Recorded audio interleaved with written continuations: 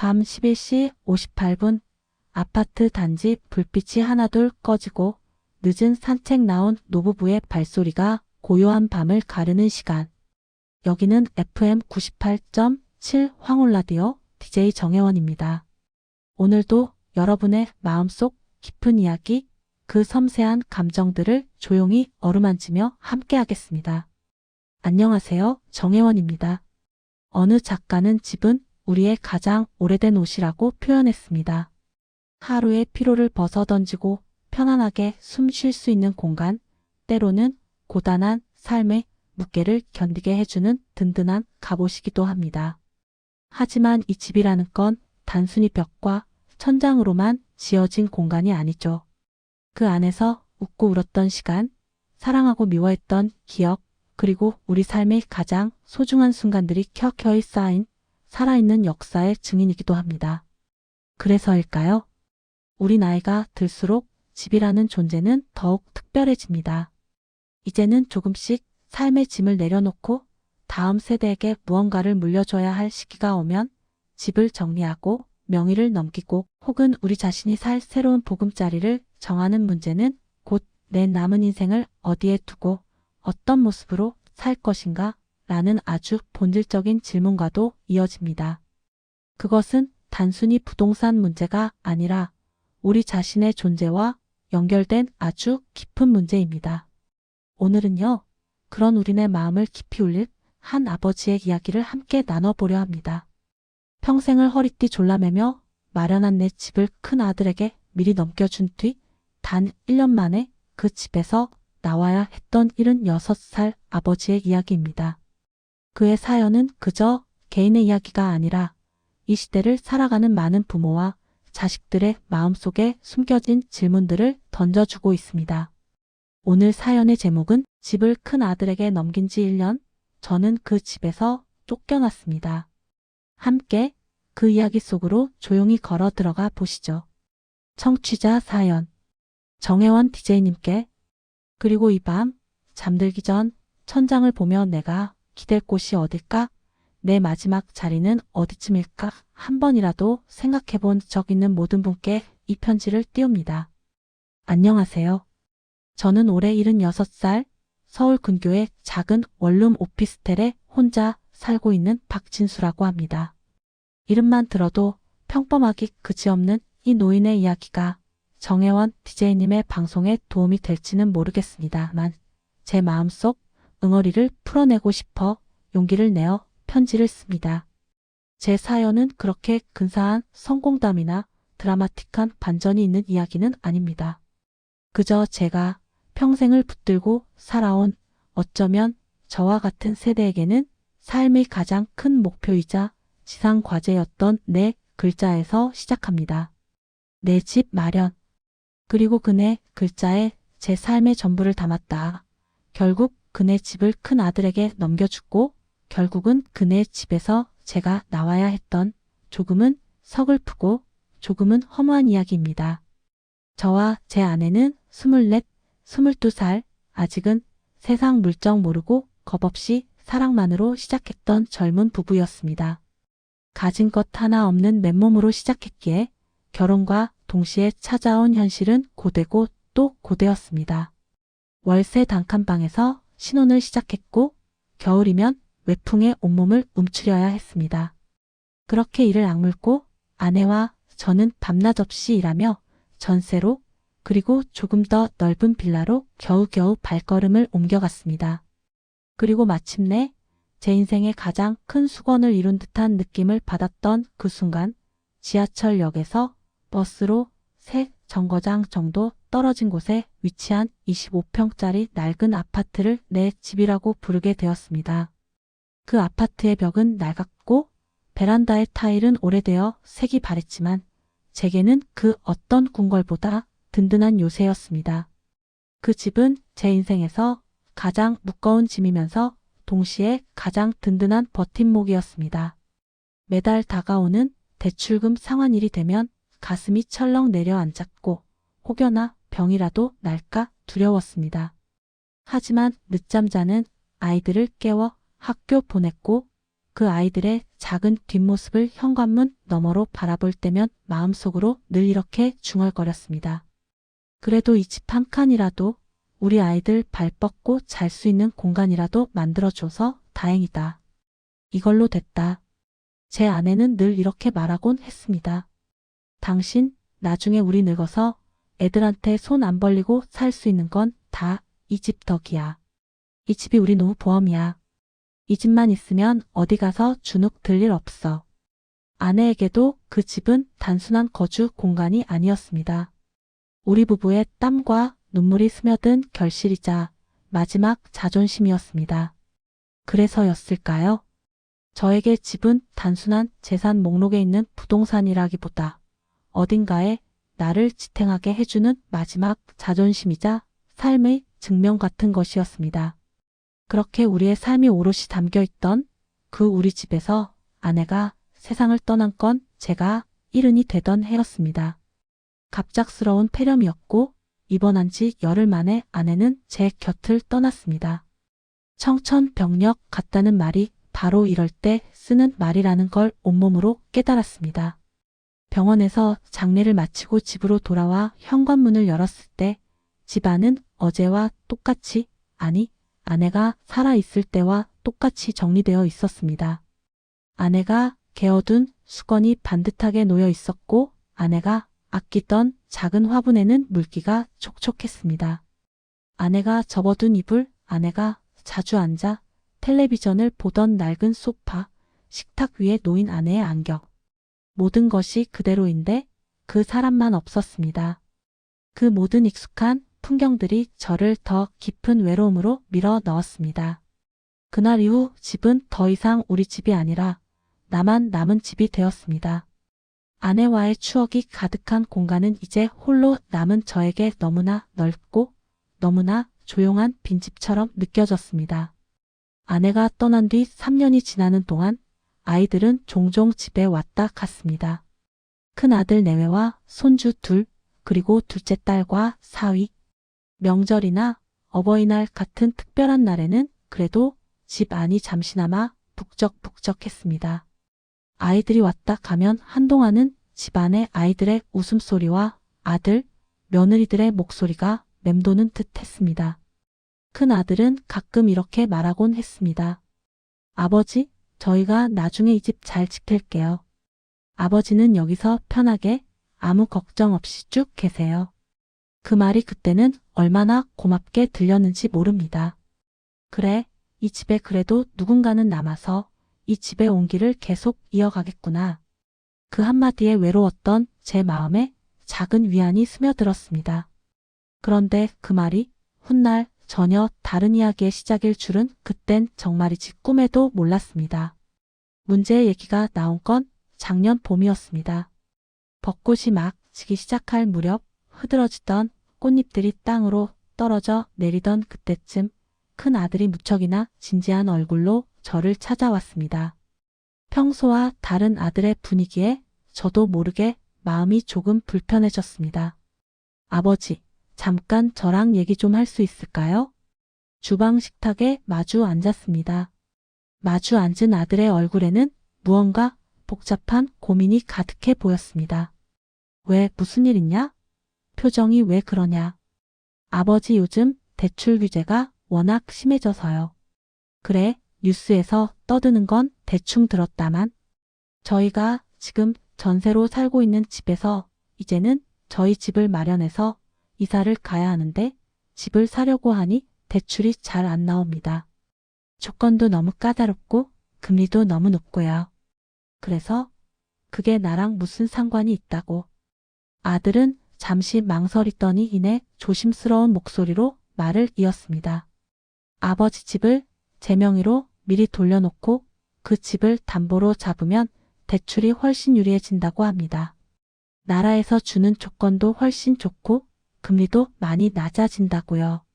그 말을 듣는 순간 제 가슴이 마치 차가운 물속으로 뛰어든 것처럼 서늘해졌습니다. 아, 이제 그 얘기가 나올 때가 됐구나.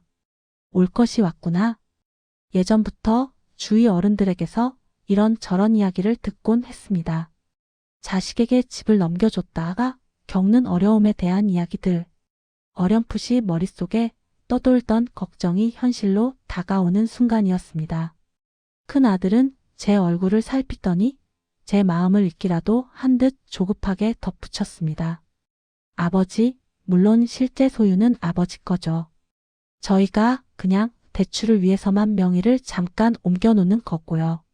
나중에 아버지 필요하시면 저희가 다 책임지고 언제든 다시 원상복구 시켜드릴 테니 아무 걱정 마세요. 이건 우리 식구 전체를 위한 재테크예요. 큰 아들 말이 채 끝나기도 전에 제가 짐짓 아무렇지 않은 척 물었습니다. 그럼 내가 이 집에서 쭉 사는 건 괜찮은 거냐? 나도 편하게 살아야 할 것 아니냐? 그럼요, 아버지. 당연하죠. 아버지가 주인이신데요. 아버지는 평생 여기서 편하게 계시면 돼요. 아들은 그렇게 말했습니다. 하지만 저는 아내가 생전에 늘 강조했던 말이 자꾸만 귓가에 맴돌았습니다. 당신 나중에 우리 늙으면 애들한테 집명예 같은 거 쉽게 넘기지 마. 명의라는 게 한 번 넘어가면 다시 받는 건 정말 어렵더라. 아무리 자식이라도 세상 일은 모르는 거야. 그때는 아내가 드라마나 뉴스에서 본 이야기를 과장해서 하는 줄 알았습니다. 설마 자식들이 그렇게까지 할까 싶었죠. 며칠 밤낮을 고민했습니다. 밤늦도록 잠 못 이루고 거실과 안방을 오가며 담배만 피워 물었습니다. 내 아들이 과연 그럴까? 나를 속일 리가 없지. 큰 아들이 나쁜 애가 아니라는 건 제가 누구보다 잘 알고 있었습니다. 성실하게 회사 다니고 넉넉지 않은 살림에도 아이들 잘 키우려 애쓰고 저에게도 나름 효도하려고 노력하는 착한 녀석입니다. 아버지, 이건 우리 식구 전체를 위한 재테크예요. 그 말도 어느 정도는 이해가 됐습니다. 요즘 젊은 세대들이 집을 마련하는 게 얼마나 어려운지 저도 뉴스를 통해 익히 알고 있었으니까요. 그래, 내가 이 집을 그저 붙들고 있다가 세월이 다해 세상을 떠나버리면 결국 이 집은 애들 몫이 되겠지. 그렇다면 지금 미리 아이들에게 실질적으로 도움이 되는 방식으로 넘겨주는 것도 나쁘지 않겠구나. 결국 저는 도장을 찍었습니다. 며칠을 고뇌한 끝에 큰 아들의 손을 잡고 법무사 사무실로 향했습니다. 법무사가 내미는 복잡한 서류들을 보며 제 이름 썩 자 아래에 도장을 쾅 하고 찍는 순간 묘한 기분이 들었습니다. 마치 제 평생의 무게가 담긴 무언가를 내려놓는 듯한 허전하면서도 후련한 동시에 알 수 없는 불안감이 가슴을 훑고 지나갔습니다. 나는 오늘 내 평생의 자존심이자 삶의 증명이었던 이 집을 한번 내려놓는구나. 그 뒤로 몇 달은 별일 없이 지나갔습니다. 큰 아들은 계약이 잘 됐다며 저에게 연신 고맙다고 했고 새로 산 집으로 이사도 잘 갔다고 연락이 왔습니다. 아버지, 나중에 저희 집 정리되면 아버지도 저희 집에 모시고 싶어요. 좀 더 넓은 방으로 마련해 드릴게요. 그 말이 어색하게 귀에 남았습니다. 나를 모시고 싶다는 말은 왜 이렇게 낯설까? 나는 그저 내 집에 살던 평범한 아버지였는데 왜 이제는 모셔져야 하는 존재가 되는 걸까? 왠지 모르게 불편하고 서글픈 마음이 들었지만 겉으로는 아무렇지 않은 척 그래, 잘 지내라 하고 말았습니다. 그러던 어느 날 우편함에 집으로 온 등기부 등본 우편이 하나 도착했습니다. 무심코 봉투를 뜯어 열어보니 제가 수십 년간 바라보던 그 익숙한 주소 옆에 소유자 박큰 아들 이름이라고 선명하게 적혀 있었습니다. 그 문구를 보는 순간 현실이 훅 하고 다가왔습니다. 그래, 이제 이 집은 서류상으로는 내 집이 아니구나. 법적으로는 이제 내 소유가 아니구나. 아무리 아들에게 넘겨준 것이고 아들이 나를 위한다는 마음을 안다 해도 막상 서류로 확인하니 마음 한편이 시리고 아팠습니다. 결정적인 이야기는 그로부터 반년쯤 지나 나왔습니다. 가을비가 부슬부슬 마치 제 마음을 대변하듯 촉촉하게 내리던 날이었습니다. 큰 아들이 다시 한번 그 진지하고도 어두운 얼굴로 저를 찾아왔습니다. 왠지 모르게 불길한 예감이 스쳤습니다. 아버지 왜 또? 이번엔 무슨 대출이냐? 또 내 엄마 말처럼 명의가 넘어갔으니 돌려받기 어렵다는 얘기라도 하려느냐? 제가 농담처럼 말했지만 제 마음은 이미 어딘가 조여들고 있었습니다. 아들은 당황한 듯 입술을 깨물더니 이내 말을 꺼냈습니다. 아버지, 요즘 전세 사기 사건도 많고 저희 아이들도 이제 커가는데 방이 부족하고 무엇보다 중요한 건 세금 문제입니다. 그래, 세금 문제라니? 솔직히 말씀드리면 아버지가 계시는 이 집을 저희가 실거주를 해야 세금 혜택도 훨씬 유리하고 저희 입장에서도 대출 이자나 재산세 같은 여러 가지 부담을 덜 수 있습니다. 그래야 재산으로서의 가치도 지킬 수 있고요. 아들의 말이 논리적으로 들렸지만 제 마음은 점점 불안해졌습니다.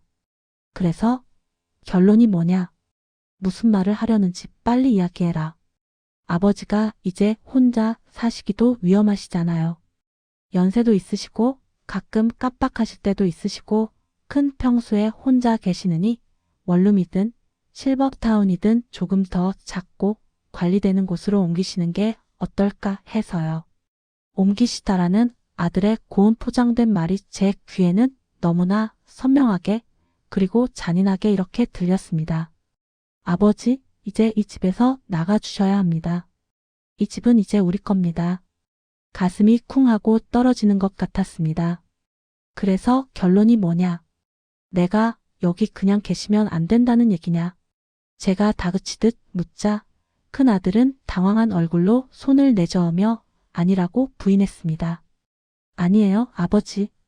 그런 뜻이 아니라 아버지를 불편하게 해드리려는 게 아니고요. 그러면서도 결국 아들이 내놓은 최종적인 결론은 달라지지 않았습니다.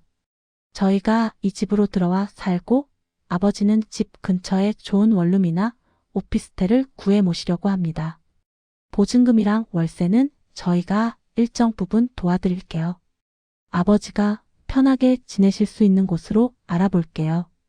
그 말을 듣는 순간 제 가슴이 퍽 하고 꺼지는 것 같았습니다. 숨이 턱 막혔습니다. 아, 결국은 내가 이 집에서 나가야 하는구나. 내 평생의 보금자리에서 내 아들에게 쫓겨나듯이 나가야 하는구나. 눈앞이 아득해졌습니다. 솔직히 말씀드리면 큰 아들의 말이 100% 틀린 건 아니었습니다. 저도 밤에 화장실 가다가 어둠 속에서 발을 헛디뎌 넘어진 적도 있었고 가스불을 깜빡하고 외출할 뻔한 적도 몇 번 있었습니다. 혼자 사는 노인에게 25평 아파트는 어쩌면 너무 큰 집일 수도 있습니다. 관리도 쉽지 않고 혹시 무슨 일이 생기면 속수무책일 거라는 아들의 염려도 틀린 말은 아니었습니다. 하지만 문제는 집의 크기가 아니라 순서였습니다. 제가 집의 명의를 넘겨준 뒤 단 1년 만에 이 집에서 나가달라는 말을 듣게 되었다는 사실. 그게 저에게는 마치 조용하고 은밀한 하지만 가장 치명적인 쫓겨남처럼 느껴졌습니다. 배신감과 서러움 그리고 스스로에 대한 한심함이 뒤섞여 마음을 짓눌렀습니다. 며칠 동안 잠을 잘 수가 없었습니다. 멀쩡한 눈으로 밤을 새우기 일쑤였습니다. 거실 천장을 멍하니 보며 이렇게 생각했습니다. 그래, 이게 요즘 세상에서는 당연한 건가? 내가 너무 옛날식으로만 생각하고 자식에게만 의지하려고 했던 건가? 시대가 변했으니 나도 변해야 하는 것이 맞을까? 그렇게 스스로를 납득시키려 애썼습니다. 그러면서도 또 한편으로는 이 문장이 끊임없이 제 마음속에 떠올랐습니다. 그래도 이 집에서 마지막까지 편안하게 누워있을 자격만큼은 나한테 있는 거 아닌가. 평생을 바쳐 마련한 내 집인데. 하지만 세상은 제 마음의 논리와는 상관없이 계약서와 등기부를 따라 냉정하게 움직입니다. 결국 저는 큰 아들의 제안을 받아들일 수밖에 없었습니다. 더 이상 신랑이 하는 것도 의미가 없다고 생각했습니다. 그래. 그러면 근처에 원룸 하나 구해봐라. 적어도 지하나 반지하는 안 된다. 햇빛은 봐야지. 알겠습니다, 아버지. 최대한 좋은 곳으로 알아볼게요. 아들의 얼굴에는 그제야 안도감이 스치는 듯 했습니다. 이사를 하는 날, 저는 25년을 살았던 그 집을 마지막으로 한 바퀴 둘러봤습니다. 그 집의 모든 공간에는 저와 아내, 그리고 아이들의 세월이 고스란히 담겨 있었습니다. 거실벽에 박힌 못 자국들, 액자를 걸어두었던 흔적, 가구가 놓여있던 자리의 마루, 바닥만 다른 색으로 변색된 모습, 아이들이 어릴 때 색연필로 장난스럽게 낙서했던 희미한 흔적들까지 모든 것이 마치 흑백 영화처럼 제 눈앞을 스쳐 지나갔습니다. 여보, 우리가 얼마나 고생해서 이 집을 마련했는지 당신은 알지? 현관문을 나서기 전 거실 한편에 놓인 아내 사진 앞에 잠깐 섰습니다. 여전히 곱게 웃고 있는 아내의 사진을 물끄러미 바라보며 조용히 속삭였습니다. 여보, 나 먼저 나가네. 이제 여긴 애들 집이래. 사진 속 아내는 여전히 결혼식 날처럼 환하게 웃고 있었습니다. 마치 무슨 일이야, 여보? 하고 물어보는 것 같았습니다. 당신이 지금 여기에 있었으면 뭐라고 했을까? 괜찮다.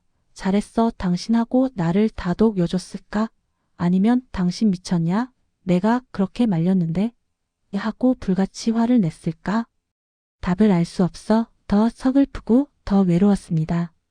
그저 차가운 현관문을 열고 나설 수밖에 없었습니다.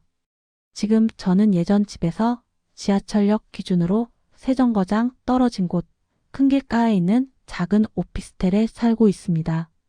방 하나, 주방 겸 거실 공간 하나, 그리고 화장실 하나. 좋게 말하면 아담하고 솔직히 말하면 잠만 자는 방입니다. 겨우 몸 하나 누일 공간.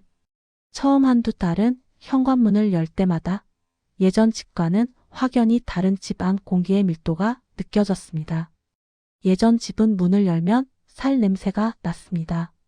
아내와 아이들, 손주들, 명절에 오고 가는 친척들, 밥 짓는 냄새, 윤기가 남은 나무 식탁, 그 모든 사람의 온기가 뒤섞인 살아있는 냄새요.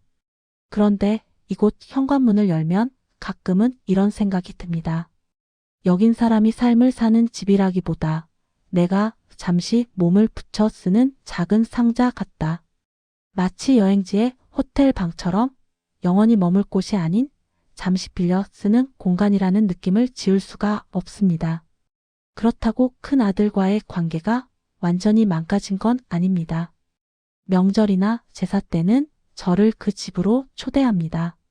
제가 살던 그 집으로요. 아버지, 이제 여기 아버지 예전 집이 아니에요. 그냥 저희 집입니다. 편하게 생각하시고 맛있는 거 많이 드세요. 큰 아들 말은 맞는 말이지만 제 가슴은 여전히 이렇게 느낍니다. 그래도 저기 안방 벽지랑 베란다, 타일은 내가 골랐는데 저기 보이는 장식장은 내가 힘들게 운반했던 건데 제 마음속에서는 아직도 그 집이 내 집으로 남아있는 모양입니다. 손주들은 아무것도 모른 채 천진난만하게 할아버지, 예전 집보다 여기가 더 좋아요. 방도 많고 넓어요. 라며 해맑게 웃습니다. 저도 애써 웃는 얼굴로 맞장구를 칩니다. 그래, 너희가 좋으면 됐다. 그러면서도 화장실에 가서 몰래 눈물을 훔칠 때도 있습니다. 어찌할 수 없는 이 서글픈 감정에 혼자 아파할 뿐입니다. 정혜원 DJ님, 이쯤 되면 좀 궁금해하실지도 모르겠습니다. 그러면 지금은 큰아들이 미운가요? 아닌가요? 용서가 되나요? 솔직히 말씀드리면 아직은 둘 다입니다. 한편으로는 한없이 섭섭합니다. 집을 넘겨달라 할 때의 말과 나가달라 할 때의 말이 너무나 달랐기 때문입니다. 처음 약속했던 아버지는 평생 여기서 편하게 계세요 라는 말은 차가운 현실 앞에서 너무나 쉽게 부서져 버렸습니다. 그 약속이 왜 그리도 허망하게 느껴지는지 마음 한구석에는 여전히 아픈 상처로 남아 있습니다. 또 한편으로는 이해도 됩니다. 요즘 젊은 세대들이 겪는 현실의 무게가 얼마나 무거운지 저도 어렴풋이 알 것 같습니다.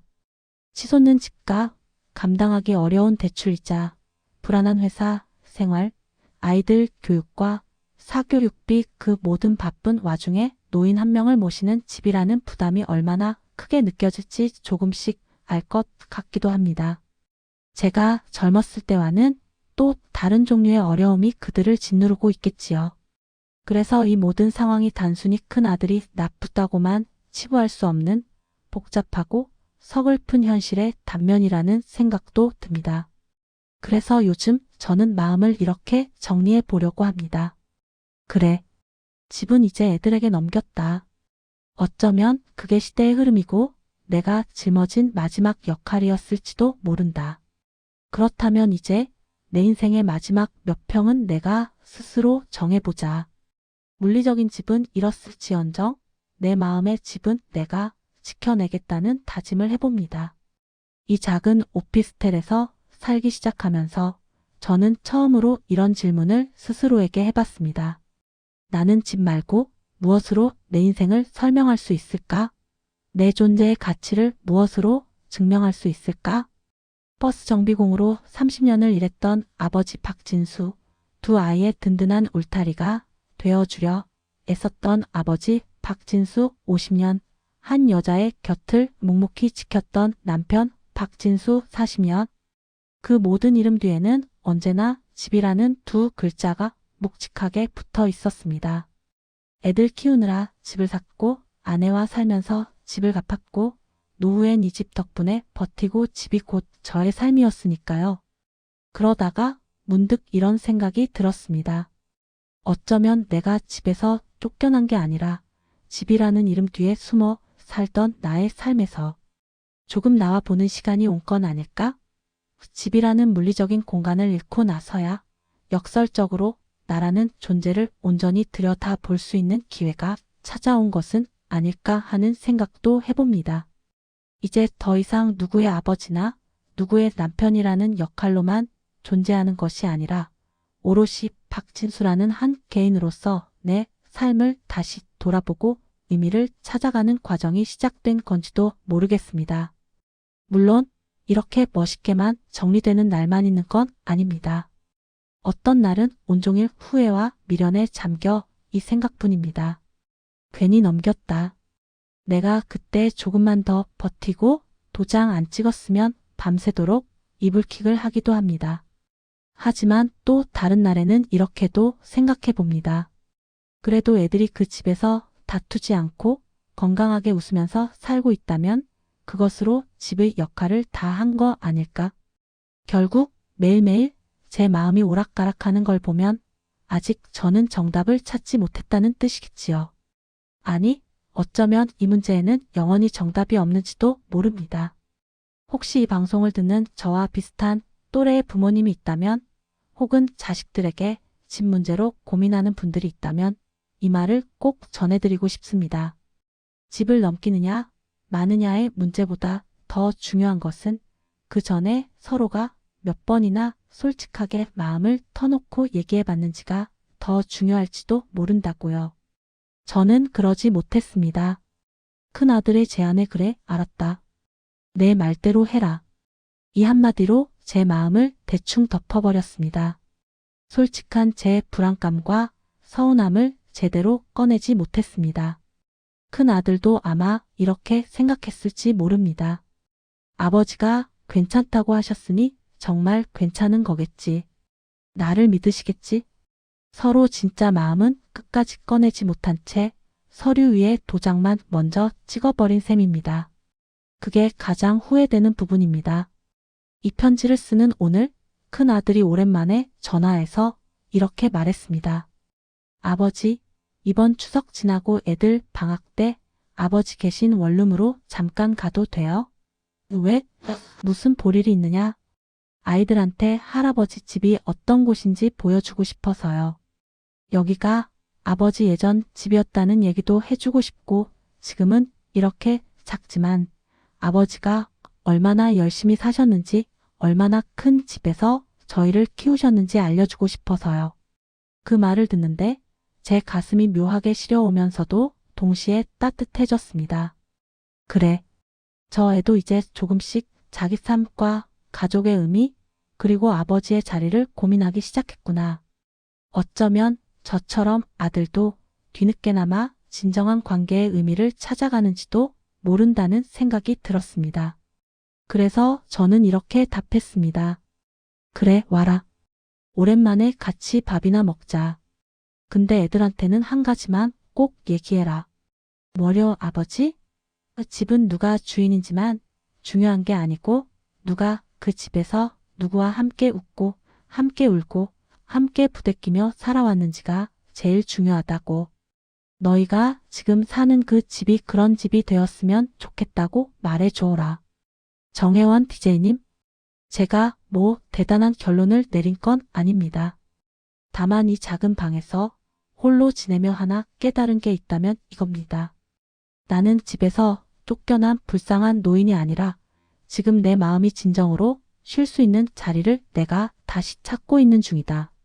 이 과정이 얼마나 더 걸릴지는 모르겠습니다만 이 작은 희망을 붙들고 살아가려 합니다. 이 방송을 듣는 누군가가 혹시 집 문제, 증여 문제, 부모와 자식 사이의 문제로 마음이 무겁다면 부디 저처럼 도장을 찍기 전에 서류에 서명하기 전에 한 번만 더, 아니 여러 번 서로의 속마음을 깊이 있게 터놓고 들어보시길 바라며 이만 줄이겠습니다. 집을 큰 아들에게 넘기고 작은 방에서 다시 내 자리를 찾고 있는 76살 아버지 박진수 드림. 네, 청취자 박진수님의 사연, 가슴이 저릿해지는 그의 솔직한 이야기 끝까지 함께했습니다. 저 역시 라디오 부스 안에서 한참을 먹먹한 마음으로 이 편지를 읽어 내려갔습니다. 여러분은 오늘 이야기를 들으면서 어떤 생각이 드셨나요?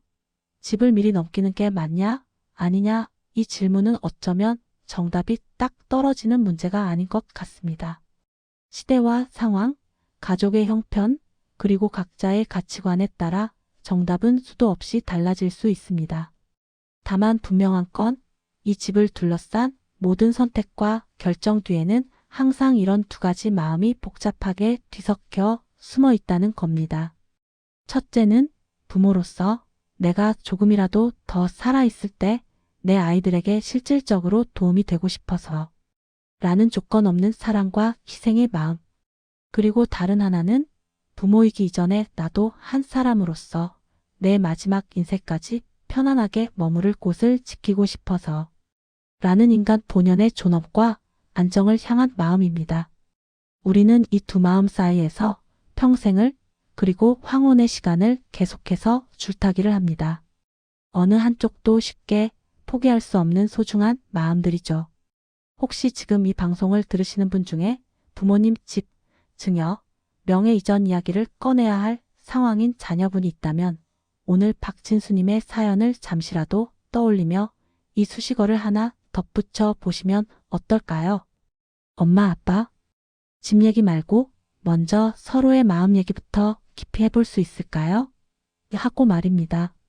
단단한 껍질처럼 보이는 집이라는 문제 이면에 숨겨진 서로의 불안과 바람, 미안함과 사랑을 먼저 들여다보는 시간을 가져보시길 바랍니다.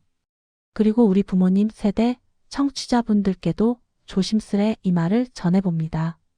집이라는 물리적인 공간을 지키는 것도 물론 중요하지만 그 집 안에서 서로를 바라보는 따뜻한 눈빛과 진심을 지키는 것이 어쩌면 더 어렵고 중요한 일일지도 모른다고요.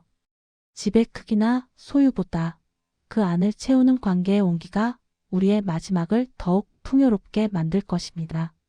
오늘 밤 당신이 머무는 그 공간이 전세든 자가든 원룸이든 혹은 실버타운이든 그곳이 단순히 잠시 머무는 곳이 아니라 당신의 마음이 조금이라도 편안하게 쉬어갈 수 있는 당신만의 소중한 자리이기를 조용히 진심을 다해 바라봅니다. 지금까지 FM 98.7 황홀라디오 정혜원이었습니다. 오늘도 늦은 밤까지 함께해 주셔서 고맙습니다. 편안한 밤 되세요.